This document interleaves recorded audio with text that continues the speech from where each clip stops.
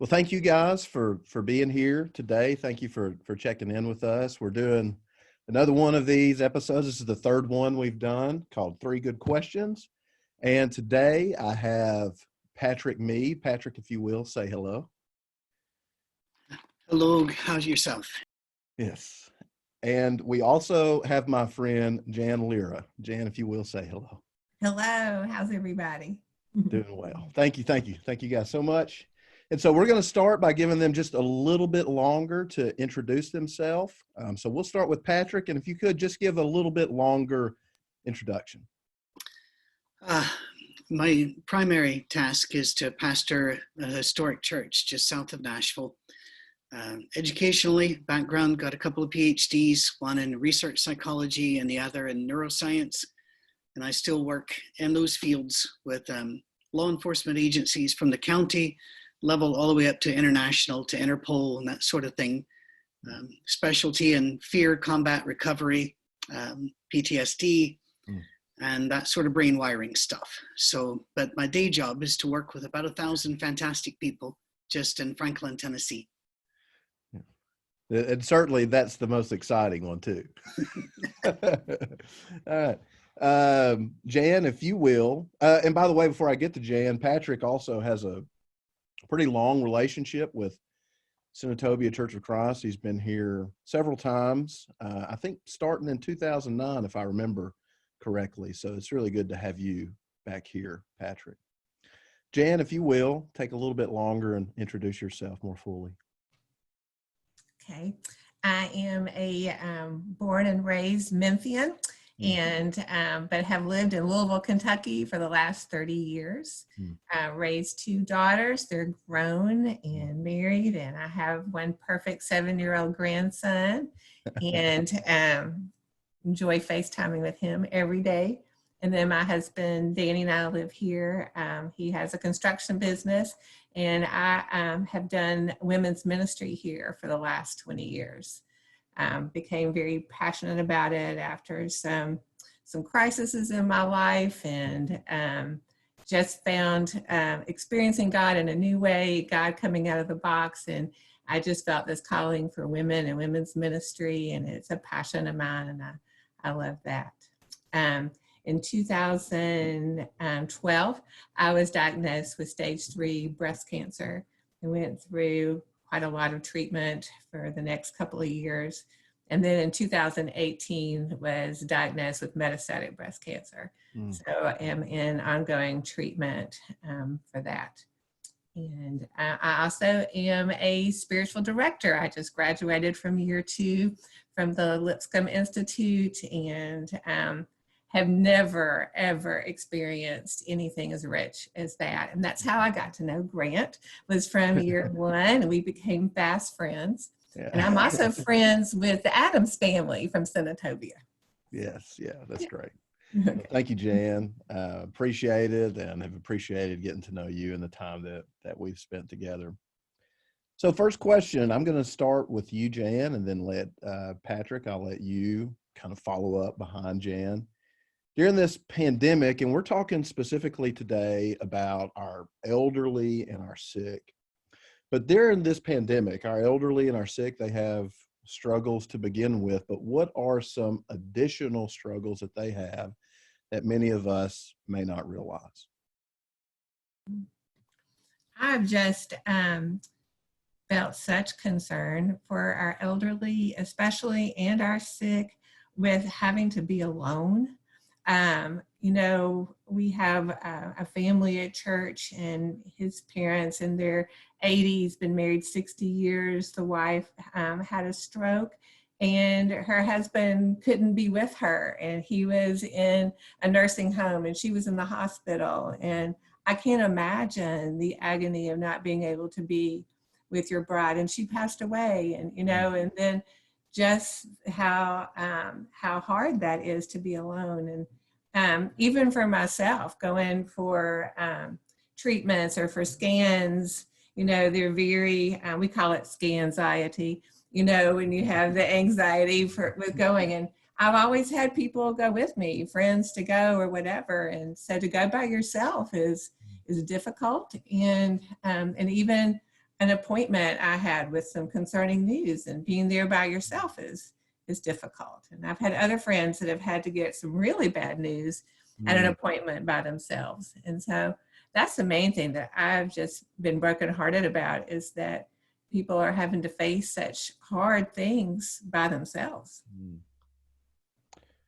Yeah, you think of these doctor's appointments, especially if you're going and you're going in for scans, and you're expecting, that there's a chance of bad news. You wonder what could make it worse. And now we know having to do these things alone makes it worse. Yes. Patrick, what about you? Well, I've got an 88-year-old mother who is in a assisted living center 2 hours away from me, and I've not seen her in over 6 weeks. And it's brutal. The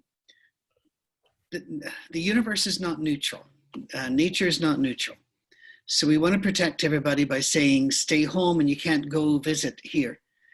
But we also need to factor in that loneliness and isolation kills. It kills in the elderly. We can actually show you the charts and graphs of how long a person is alone before their health fails. Yeah. The day and the years fly, they say, but when you're on your own, and then they say you can't even come to the common dining room, we'll bring the food to you, and somebody wearing a mask and handing gloves hands it to you. My mother would not be able to figure out email. She cannot figure out FaceTime. And so we do it the old school way and just call her. And we bought a skylight frame. If you don't know what those are, you can send from your phone or anywhere a photo, and it shows up there. And it's a constant changing. And she says she watches that more than she watches TV now. Yeah. But it's any way that we can ameliorate that would be good. But we need to also remember, like I said, the universe is not a neutral place. If you put into place something to protect a group, you are probably harming another group. And we have to balance how much harm and how much good. And I'm not sure anybody ever gets that, by the way. I'm not complaining or criticizing any action taken or not taken. I'm not that wise. I believe, however, we must also remember that we have families. In our church, we have families who have not been allowed to mourn the loss of somebody. We've not had anybody die of COVID or even die with it, but we've had people die. And families cannot hold a service and the like. And grief kills. Grief lowers the immune response. Isolation lowers the immune response. It opens you up to dying of other things. And we need to keep that in mind. Yeah. Well, I think we had at Senatobia a beloved church member that passed away right on the onset. And it was a really difficult thing to figure out how to navigate, how to do the funeral.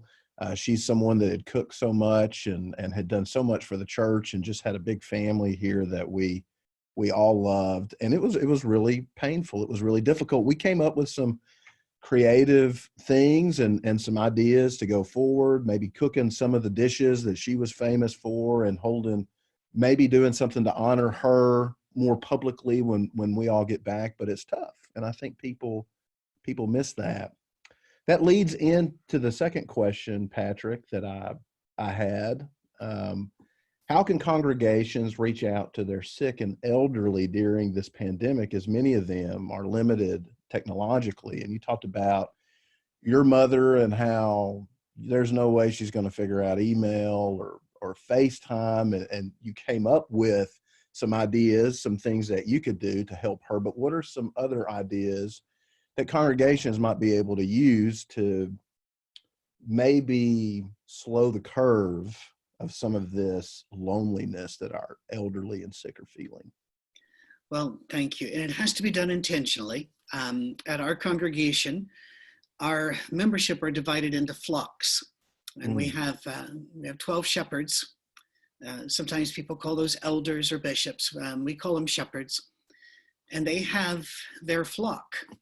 And their job is to make sure every week everybody in that flock is touched. Now that's a big handle when you've got 1,000 members. Yeah. But so that would include, when we say touch, that could be a phone call, it could be an email, a text, a card, some way of personal interaction. But we also have a group we call pastoral care ministers. These are people in our congregation that we have trained. They know how to relate to people and to work with people. And they take their job every month. We have a different group. Anybody over 60, anybody who is a single parent, anybody who is single adult gets a call or a visit from one of these pastoral care ministers.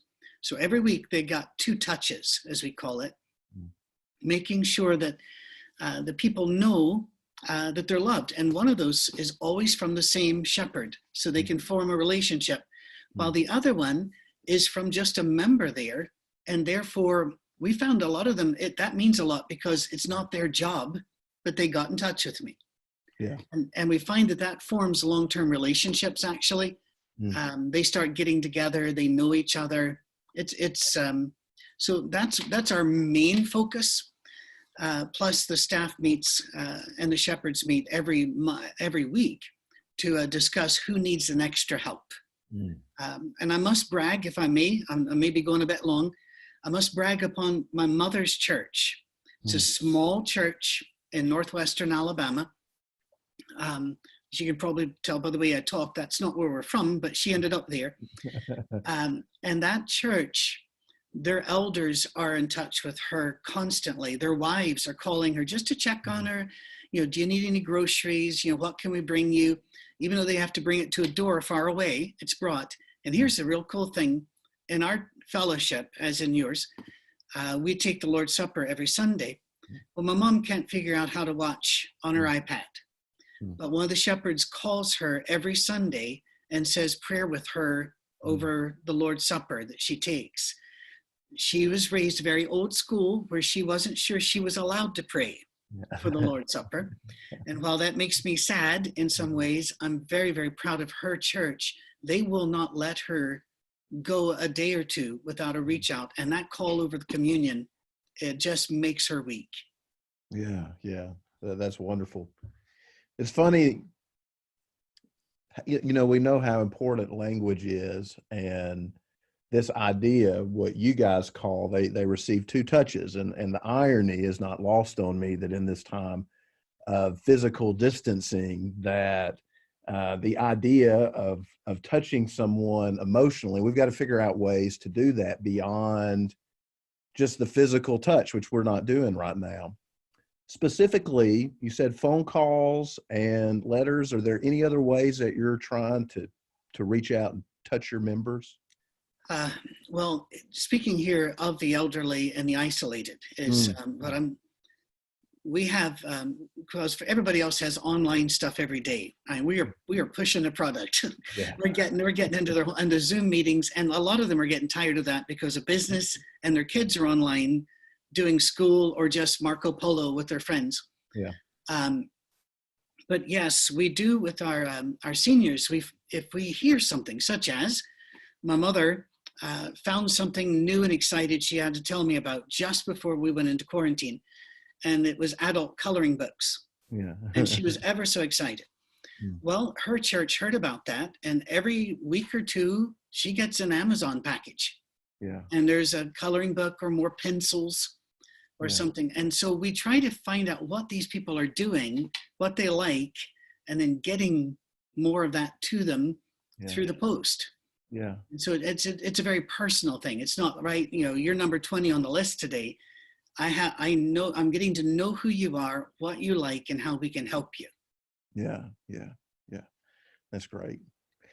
Jan, kind of moving on to you, what are some things that might be helpful that you've noticed as we were kind of talking before we started, that you're just now getting up on this technology stuff? What do you think are some things that are helpful during this pandemic for our sick and elderly that might be limited technologically? Well, we have a group at our church, some wonderful ladies that prepare meals every week. And then there's a whole lot of volunteers that come very safely with masks and one at a time and take meals to each of the elderly of our congregation and some of the shut-ins and sick. and they will put them on the front stoop and they knock on the door, and then they stay back in the yard and they talk to them and they wave through windows. And we've gotten so much response about how it's every Tuesday that they do that and how they have just loved that. And these women just took it upon themselves. They just felt a call to do it, and they've been doing it. And it's been so helpful. I think it has just made so many people feel so loved and special. And another thing that I think that we're doing, our shepherds are also calling, our leaders are calling, and you know, I just think if God puts somebody on my mind, then I call them. And I've had some awesome conversations. One was 2 hours with one of our elderly ladies, and I learned so much. You know, there's such treasures to talk to and to get to know and to love. And you know, I just think it's just such a wonderful thing. And, you know, cards and, you know, all those things are wonderful. But just something about a phone call, like Patrick was saying, or just that, you know, standing in the yard and waving, or looking at somebody between, you know, from the glass, letting them know you love them. It's just such a special thing. And I think that as Patrick's church is, our church is too, really, really trying to make sure that we're connecting with our sick and elderly. Yeah.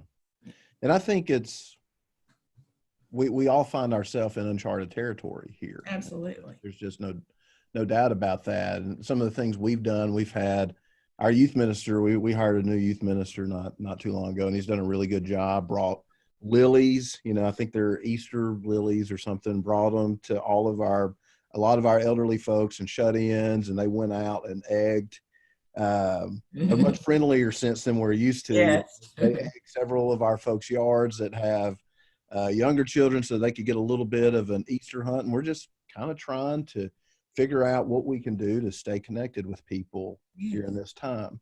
Which leads me to the last question, Jan. Okay. During this time of physical distance, we're kind of coming over a new horizon. We're doing things differently, and we have challenges that we haven't had before, but I also think we're learning a lot about ourselves, both as individuals and as communities in the church. And we're maybe looking at a chance to kind of get rid of some baggage and maybe continue some of these practices that we've done. What of these new things that we're doing, these ways that we're connecting with people, are things that should stay in place when we come back together and we start meeting in our assemblies? I think we're listening better. I think we're listening to people, and we're hearing, and it's growing us, and we're falling more in love with people. We're realizing that connection. And I think we've been so busy in the past, and maybe we haven't been good listeners, but I pray that that has changed and that we really will listen to each other. I think that will be so unifying in our churches and in our communities. And I've just really been impressed with what I'm seeing with how people are listening now. Our leaders are listening to our people. Yeah. That's a new and awesome thing. Yeah, absolutely. Patrick, what about you? What would you add to that? Well, everything Jan said is wonderful, and I think we're there too. The pastoral care ministers have always done this once a month, reaching out to the single parent, the single grown-up, or anybody elderly. We actually have an Excel sheet which is continually updated to make sure. So that'll continue. I don't know that the shepherd's calls every week will, because that's quite a burden. That really is. But the big thing we've noticed is that we have moved into our community more. On our community, what would you call it? HOA Facebook page. It's the first week of the quarantine. Cammie and I, that's my wife, put out a thing saying anybody elderly who needs a grocery run, we need a team. Immediately, a team was formed among our neighbors, and then it just went from there. We were going to do a front porch concert of the different artists in our area, where you could just walk, the families could walk by and we got rained out. And so we did that online, and we're doing more of stuff like that online for our community. But we also do a paper thing. Everybody who has immune systems, weaknesses in their health somewhere, or elderly, the neighborhood gave them 3 sheets of paper, and green is in the window, means we're fine. If they put up a yellow, they need help. It could be somebody needs to go get their prescription. It could be or somebody needs to show them what link to click on so they can talk to their kids. Red means we need help now. And so our neighborhood has set that up. And I think that should stay in place. That should just be something which we do normally. And we realized, Jan was talking about listening. We heard something by noticing all this other, and that was we had been taking care of each other very well and doing our charitable work very well without touching our neighbors. This has driven us into our neighborhoods to be the Christians to them I think we were supposed to be all along. Yeah. Well, and that can't be underestimated. And I think that, this is a congregation, the things that we mentioned, and you can, but you don't have to, Patrick, you can touch on this if you want to. But a lot of the ministries that have kind of come up here have come up organically. We didn't have to tell people to do the things that they did. We didn't have to tell. Our youth minister and some of our teens came up with the idea of going out into people's yards and passing out peace lilies. And we've had several people here that have been cooking meals and bringing them to people without receiving directions from the leadership. They just took it on themselves and started doing it. Kind of what I've noticed is that this has placed some ownership back in individual Christians' laps, where they are taking on ministry themselves, recognizing themselves as ministers, taking better care of their neighborhoods, thinking of their families. I mean, we're turning our homes into little sanctuaries. And I think that's a really cool thing. Is that something that you guys have noticed too, that your members just kind of naturally started taking ownership? I'll go ahead and speak and then listen to Jan. Yeah. I tell people that what I'm about to tell you is one of the things that makes me most proud and most ashamed at the same time. And you'll know why when I say it. Yeah. I've led churches here and in Michigan and Colorado, West Virginia. And since I left a super conservative church that you had to ask permission to do anything, and the elders walked around, frowning, I left that group long ago. Every single one, this is not an exaggeration, every single one of our most successful ministries came from the pew and not the pulpit. Yeah. When you turn them loose and they know they're not going to get criticized, they can just launch out and do it. And as Jan was saying, it just reminded me, we had groups of our ladies that are driving around separately in their cars, showing up and standing 6 feet apart in yards to serenade people. Well, I would have never thought of that. And the lilies, we have a nursery, a huge nursery that's run by some of our members. They even called my wife and said, we've got like 100 of these. We can't move because churches aren't.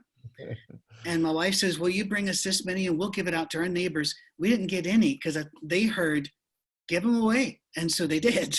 Yeah. And by the way, we've also promised our people that we will acknowledge lament. But when we can all gather together safely, we will celebrate Easter on that day, regardless of the date. Yeah. That's great. Yeah, we never thought about missing Easter when this thing first happened. We assumed that was when we hoped to be back together. Yeah. And what about you? Have you noticed that Westport Road, have your members really kind of taken some ownership during this time? Oh, absolutely. With the meals and the visits and making masks and passing them out to everybody. And yes, and I love what Patrick was saying about reaching out to the community, and we've been doing that too. Our church has the members, and I think that's wonderful. And it is uncharted territory, and I think that people are showing the best of themselves by how much they care for each other and they want to help. And I think, they just have this in their hearts that they want to. And I don't know, but I'm very optimistic that, that we will never be the same, that we will treasure each other so much more when this is behind us than we ever have before. Yeah. Well, thank you guys so much for the time that you took out of your schedule, your busy schedules. It's funny how busy we feel during this time, at least how busy I feel. And I've been thinking about the first couple of weeks, I was definitely busier. And now I wonder if it's just that I'm in a routine that I don't quite understand that's making me feel that way. So I kind of want to close up. Let me just summarize. It seemed that both of you really pointed out that loneliness in general, we're all experiencing that, but especially for our sick and our elderly who experience a degree of loneliness on their own above, probably a quotient or two above what most of us experience. We need to be really, really thoughtful about that. And we need to really stay connected, even things that we don't think about. Going to doctor's visits alone. A lot of us have experienced that for the first time, and particularly our seniors that are often in care facilities, or maybe they're in an extended stay at the hospital from some kind of sickness or illness. We need to be specifically thoughtful about how we can, to use Patrick's word, how we can make sure they feel touched, that they feel loved, that they feel connected. So I'll end and I'll just ask Patrick, is there anything through this interview that you thought of that you'd really like to add here at the end? Well, not really, except that our online presence now begun must continue. I am getting emails, I'm getting messages from Malaysia, Indonesia, New Zealand, all over saying, we found your services, we love what we're hearing, but they love the love is what they were looking for. And so our staff is committed to always keeping this online presence. Because the fact is, I'm 63, I'm comfortable with it. And in 20 years, I'm going to be where my mom is. And so to grow into it, it needs to be there when I'm there. And one of my rules is, I always tell people, create the world you want waiting for you when it's your turn to need it. Yeah. So, but yeah, and I'm going to let Jan wrap it up. But Jan, it's such a pleasure to meet you as well. Thank you. Pleasure to meet you, Patrick. Yes. And I agree about the online presence. And one of the things that some of our leaders have done, we have an awesome worship minister and a praise team, and they've recorded some incredible music that we put out all the time. And I see it sharing to all over the world. And, you know, it's just been such a blessing to have that as well. And so, yes, I have great hope for us. Yeah. Me too. I think that on a lot of levels, this just hit the fast forward button to where we were going anyway, as far as our online presence. We notice the same thing here. We've got members that have moved across the country, and we notice in our Facebook Live or Vimeo, whatever, people are popping up that we hadn't heard from, and they're all across the nation. I don't know that we've gotten international yet, Patrick, but we've certainly gone from sea to shining sea, so to speak. Well, thank you guys so much for your time, Jan and Patrick. I really appreciate this. You guys were great, as I knew that you would be. And may God continue to bless you, especially you, Jan, as you're continuing your fight with cancer, and Patrick, and as you're connecting with your mother and leading the church at 4th Avenue. I pray God continues to bless both of you. Thank you so much for this time. Thank you, Grant. Cheers. Yes. God bless.